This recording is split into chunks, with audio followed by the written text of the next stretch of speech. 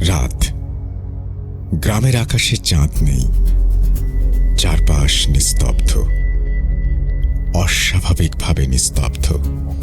দূরে কোথাও শেয়ালের দীর্ঘ হাহাকার, হাওয়ার মধ্যে একটা ঠান্ডা গন্ধ, যেন পচা পানির।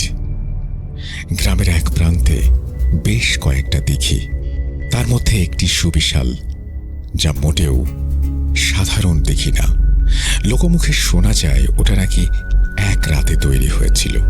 কেউ দেখেনি, কেউ জানে না কিভাবে, শুধু জানে ওখানে কিছু আছে, অদৃশ্য কিন্তু জীবিত।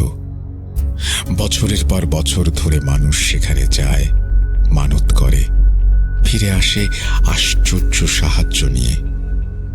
কিন্তু নিয়ম আছে, একটা কঠোর নিষেধ, যে নিষেধ ভাঙলে দিঘি আর কিছু ফেরত দেয় না, শুধু নিয়ে যায় একটা বিয়ে, একটা ছোট ভুল।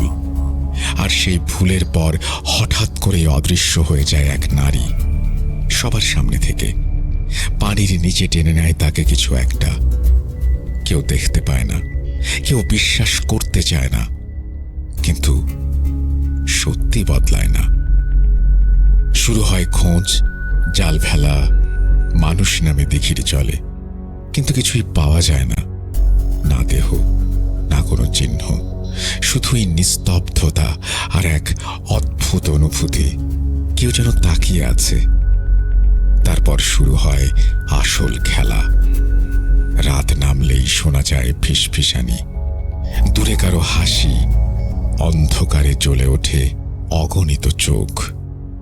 বটগাছের মাথায় দাঁড়িয়ে থাকে এক বিশাল ছায়া।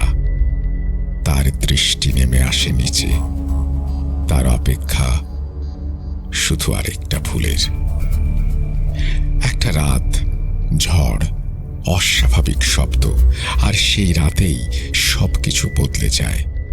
একজন মানুষ ফিরে আসে, কিন্তু সে আর আগের